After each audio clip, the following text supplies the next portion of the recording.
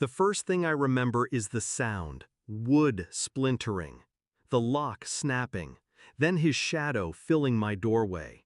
My stepfather's fists came down like iron. My shoulder dislocated under the first blow.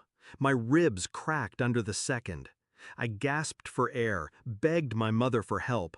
She stood there, arms folded, eyes cold. I collapsed onto the floor, vision blurring. The last thing I heard before blacking out was his laughter. But they should have killed me, because what happened next, what I planned, left even the police horrified. He wasn't always a monster, at least not in the beginning. When he first came into our lives, I wanted to believe he was different. He smiled at my mother like she was the only woman in the world. He brought me gifts, asked about school, promised to protect us both. For a while, I believed him. For a while, I thought my mother had finally found stability. But masks slip, and his slipped faster than I expected. The shouting started first, the drinking followed, then the slaps. Always with my mother's silence. That silence cut deeper than his fists ever could. The night he broke down my door wasn't random. It was punishment.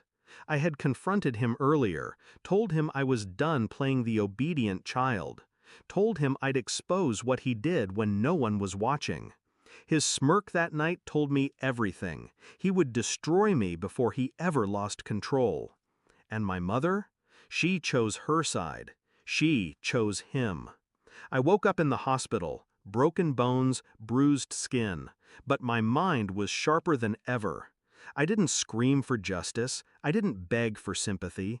I planned, because I knew the truth. Monsters like him don't fear fists. They fear exposure. They fear losing control of the story. So I built mine. Step 1 was evidence. While I healed, I set the stage.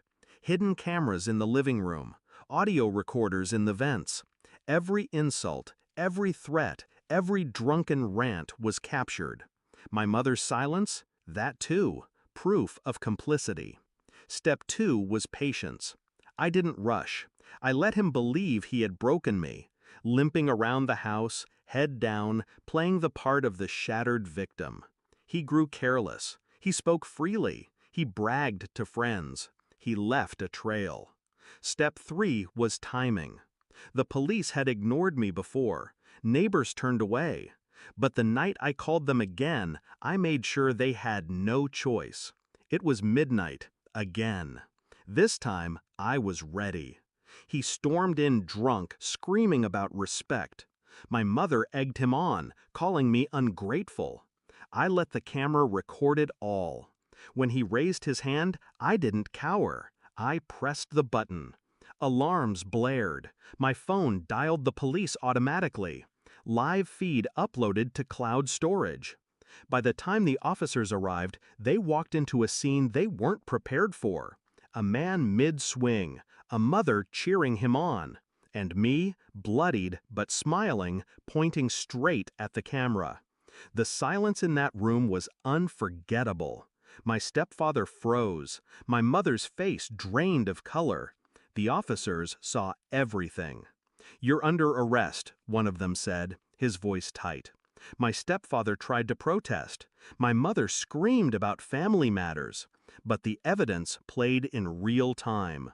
There was no denial left. The officers later admitted it was the worst footage they'd ever seen. Not just the violence, but the mother's betrayal. Court was my stage. I didn't cry. I didn't shake. I spoke clearly, calmly, describing each wound, each night, each betrayal. The footage did the rest. My stepfather was sentenced, years behind bars. My mother, charged as an accomplice. Neglect, endangerment.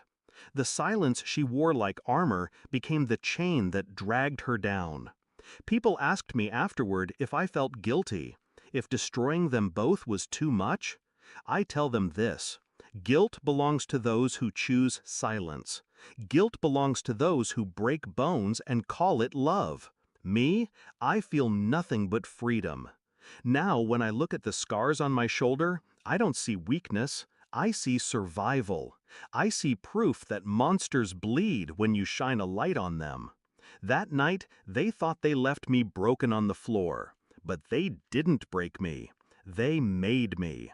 And the look on their faces when the police burst in, when they realized the roles had reversed, was the sweetest revenge I could have asked for.